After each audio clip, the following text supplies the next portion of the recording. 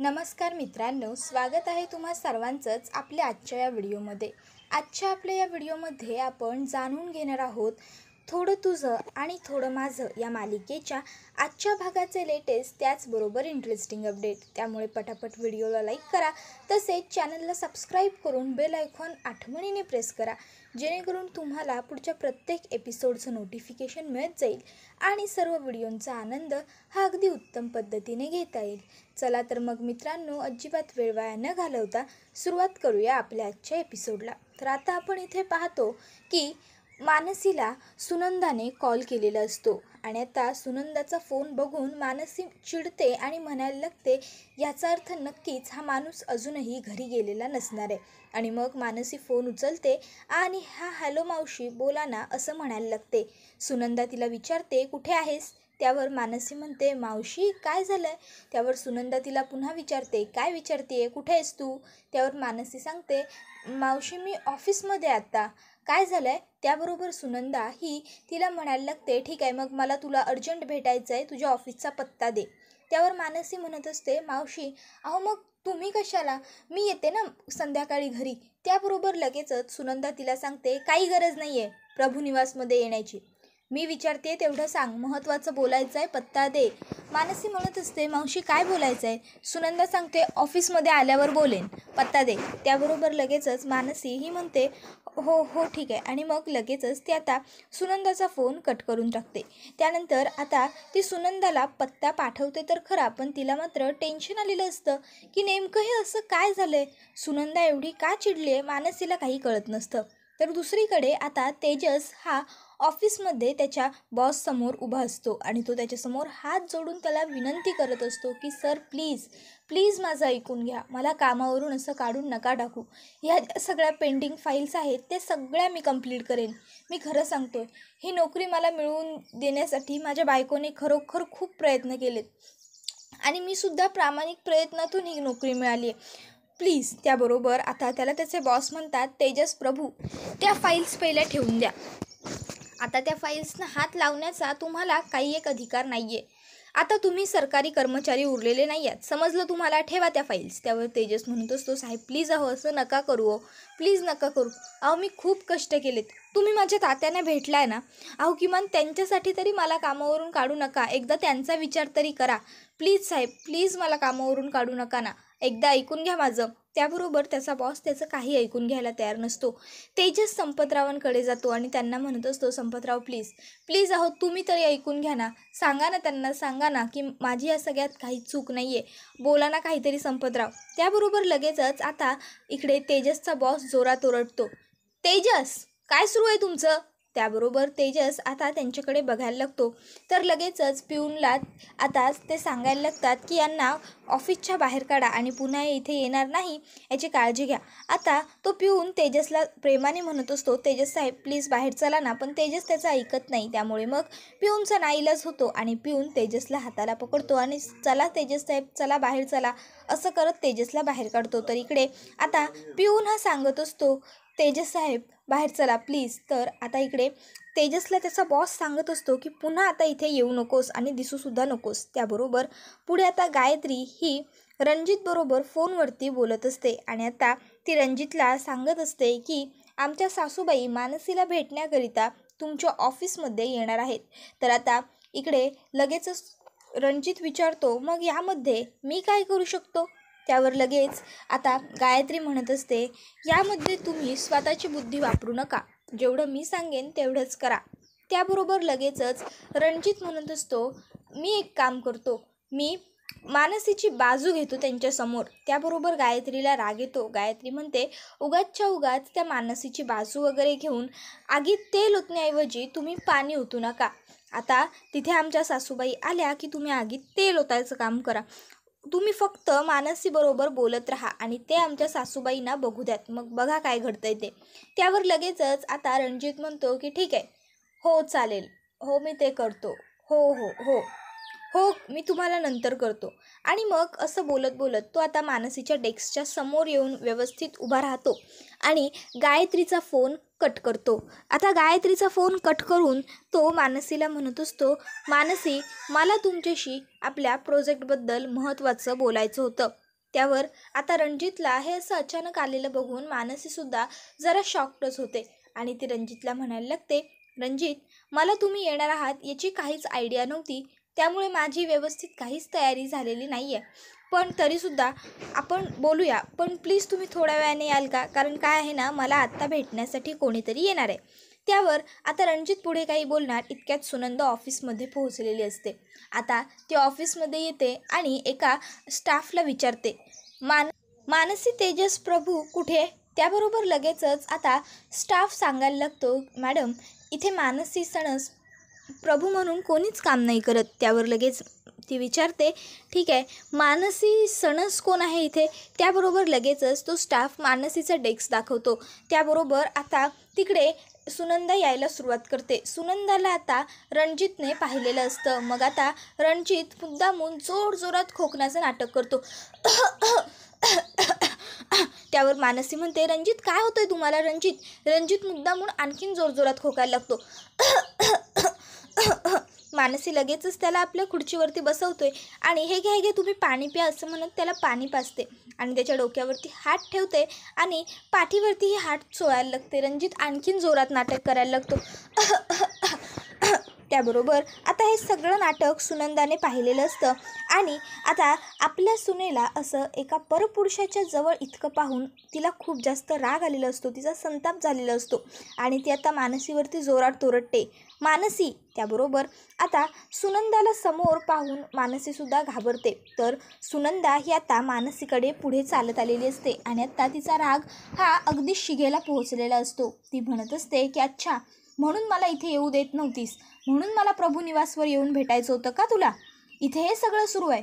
अगं, जर असंच होतं, यालाच भेटायचं होतं, तर मग मला तसं आधी सांगायचं होतं. भेटायला तुला कोण येणार आहे ते? मी इथे आलेच नसते ना तुला भेटायला, किमान मला हे सगळं पाहावं तरी लागलं नसतं.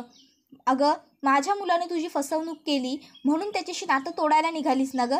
लग्नाचं नातं संपवायला निघालीस आणि या माणसाबरोबर नातं जोडायचं आहे तुला. याच्यामुळे तुला त्रास होत नाही का गं? त्यावर लगेचच मानसी म्हणते, मावशी, अहो काय बोलताय तुम्ही हे सगळं? अहो तुम्ही तरी सांगा ना रणजित. त्याबरोबर रणजित लगेच उठून उभा राहतो आणि मावशी तुम्ही कशा आहात असं विचारायला लागतो. त्यावर लगेचच मानसी म्हणायला लागते, उगाचच्या उगाच विचारपूस करण्याच्या बहाण्याने जे बोलायचं आहे ते बोलण्याचं विसरून जाऊ नका, मुद्दामून मुद्दा फिरवताय. त्याबरोबर लगेचच पुन्हा रणजित ठसक्याचं नाटक करतो. आता खरं तर तो मुद्दामून जोरजोरात खोकत असतो. त्याबरोबर लगेचच मानसी त्याला पुन्हा म्हणते, रणजित प्लीज तुम्ही बसा, इथे बसा, उगाच स्वतःला त्रास करून घेऊ नका, बसा. अहो मावशी, तुम्हाला वाटतंय तसं. त्याबरोबर लगेचच आता सुनंदा म्हणायला लागते की गप्प बस, एक शब्द बोलू नकोस, जे काही व्हायचं होतं ते स्वतःच्या डोळ्याने पाहिलंय मी इथे. तर दुसरीकडे गायत्री ही खूप जास्त खुश असते आणि ती आता कानाला इयरफोन लावून म्हणत असते, येस, आता भूम, मला जे हवं आहे ते तसंच घडणार. त्याबरोबर लगेचच पुढे ती म्हणत असते की अगं, इथे माझा मुलगा चुकला, मला मान्य आहे, पण तुला समजावण्यासाठी, माफी मागण्यासाठी प्रत्येक वेळेस त्याने तुझे उंबरे झिजवले, पण तरी तू त्याला माफ नाही केलंस आणि इथे काय करतेस? या माणसाची नियत चांगली नाही म्हणून याच्या इथली नोकरी सोडली होतीस ना, राजीनामा दिला होतास, आणि मग आत्ता काय झालं? बोल ना. हां, जाऊ देत, मला तुझ्याशी काही बोलायचंच नाही आहे, एवढं बोलून ती तिकडनं चाललेली असते. पण मग मानसी मावशी करत मागे जाते. मग सुनंदा तिला म्हणायला लागते, अगं, जबरदस्तीने माझ्या मुलाला स्वतःच्या गळ्यामध्ये मंगळसूत्र घालायला भाग पाडलास, त्याच्या आयुष्यात आलीस आणि आता त्याचं आयुष्य उद्ध्वस्त करून निघून चाललीस. तुझ्यामुळे माझ्या मुलाची नोकरी गेली. त्याबरोबर मानसी म्हणते, काय बोलताय तुम्ही हे सगळं मावशी? त्यावर सुनंदा तिच्यावर हात उगारत म्हणते, खबरदार, पुन्हा मावशी म्हणशील तर मला. तर दुसरीकडे गायत्री इथे खूप जास्त खुश असते आणि आता ती सेल्फी काढत असते. ती म्हणत असते, वा वा वा गायत्री, वा, काय जबरदस्त प्लॅन केला आहेस तू. म्हणजे एक बाजूला बायको जेलमध्ये आणि दुसऱ्या बाजूला नवरा हा मेंटल असायलममध्ये. वा वा, काय मस्त, काय कॉम्बिनेशन आहे, परफेक्ट गायत्री. बापरे, एवढी बुद्धी चालवली आहेस, तुलाच नजर लागायला नको गं स्वतःची. आणि मग गायत्री आता स्वतःचीच दृष्ट काढण्यासाठी स्वतःच्याच डोळ्यातलं काजळ स्वतःच्याच कानामागे लावत असते. आता तिचं हे सगळं सुरू असतं, पण सासरच्यांना त्रास देऊन तिला एक विकृत आनंद का मिळतोय हे आपल्याला पुढे कळणार आहे. तर इकडे आता सुनंदा ही मानसीला म्हणते, एक गोष्ट कायमची लक्षात ठेव, आता तू पुन्हा आमच्याशी काय नातं तोडशील? मीच तुझ्याशी नातं तोडते. आजच्या नंतर तू पुन्हा कधीच कधीच प्रभू निवासमध्ये पाऊलसुद्धा ठेवायचं नाहीस, समजलं तुला? आणि मग आता ती तिकडनं रागारागात जायला निघालेली असते. आता ज्यावेळेस इकडनं ऑफिसच्या बाहेर सुनंदा पडलेली असते, मानसीसुद्धा तिच्या मागे धावत यायला लागते. तर इकडे सुनंदाला तेजसचा एकूण एक क्षण आठवायला लागतो. तेजस एकटाच बडबडत असणं म्हणजेच संपतरावांबरोबर बोलत असणं तिला आठवत असतं. तेजस म्हणत असतो की जर आता तुम्ही कोणी मला शिक्षा देणार नसाल ना, तर मग मी स्वतःला शिक्षा करून घेणार आहे. त्यानंतर ज्यावेळेस सुनंदा ही म्हणत असते की मानसी ही वाईट मुलगी आहे, तिने तुला सोडून दिलं, त्यावेळेससुद्धा तेजस हा सगळ्यांच्या समोर मानसीची बाजू घेत म्हणत असतो की हे बघ आई, तू उगाच त्यांना काही बोलू नकोस, कारण या सगळ्यामध्ये त्यांची काहीही चूक नाही आहे. जी चूक आहे ती माझीच आहे आणि म्हणूनच आता मी माझ्या चुकीचं प्रायश्चित्त भोगणार आहे. मी स्वतःच्या चुकीची शिक्षा करून देणार आहे. आता प्रत्येक गोष्ट तेजसची आईला आठवायला लागलेली असते आणि त्यामुळे आता आईला टेन्शन आलेलं असतं. मग मानसी तिकडे येते आणि मावशी प्लीज माझं ऐकून घ्या ना, मावशी प्लीज असं म्हणायला लागते. त्याबरोबर लगेचच सुनंदा ही तिला सांगत असते, खबरदार मला मावशी म्हणू नकोस. अगं काय केलं नाही माझ्या मुलाने तुझ्यासाठी. तर दुसरीकडे आता इकडे गायत्री ही एक फाईल घेऊन बसलेली असते आणि आत्ता ती खूप जास्त भावूक झालेली असते. ती म्हणत असते, बाबा आज गेले कित्येक वर्ष तुम्ही या प्रभूंमुळे तुरुंगवास भोगत आहात, पण मी आत्ता या प्रभूंना सोडणार नाही. मी यांना बर्बाद करण्याचं स्वप्न घेऊनच या घरामध्ये आलेली आहे आणि ती मानसी या घरातल्यांना एकत्र ठेवण्याचं स्वप्न घेऊन आलेली आहे. मग आज मी मानसीच्या हातूनच आता सुनंदाचा अपघात घडवून आणणार आहे. आज बळी मी घेणार नाही बाबा, आज बळी घेणार सासूबाईंची लाडकी सून मानसी तेजस प्रभू. तिचे वडील संपतराव सणस यांचा तेजसने खून केला याचा सूड उगवण्यासाठी. बाबा आता मी तेजसच्या आजोबांना संपवलं आणि आता त्यांची लाडकी सून म्हणजेच सुनंदाला पण संपवणार. मी तुमचा बदला पूर्ण करणार बाबा, मी तुमचा बदला पूर्ण करणार. अशा पद्धतीने विकृत वाक्य बोलून ती हसत असते.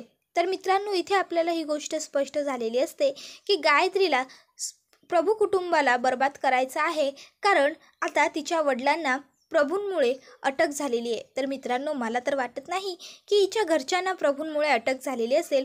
हिच्या वडिलांचीच या सगळ्यामध्ये नक्कीच काहीतरी चूक असेल आणि म्हणूनच प्रभू कुटुंबियांनी त्यांना अटक करून दिली असेल. तुम्हाला काय वाटतं ते आम्हाला कमेंट करून सांगा. तर दुसरीकडे आता इकडे मानसी ही आलेली असते आणि ती म्हणत असते, मावशी प्लीज माझं ऐकून घ्या. तुम्हाला नाही बोलायचं ना माझ्याशी, नका बोलू, पण किमान असा गैरसमज तर करून घेऊ नका.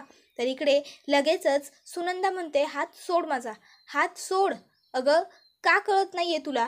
माझ्या मुलाने तुला समजावण्यासाठी काय काय केलं, पण तुला नाही ऐकायचं ना त्याचं. अजिबात नको ऐकू.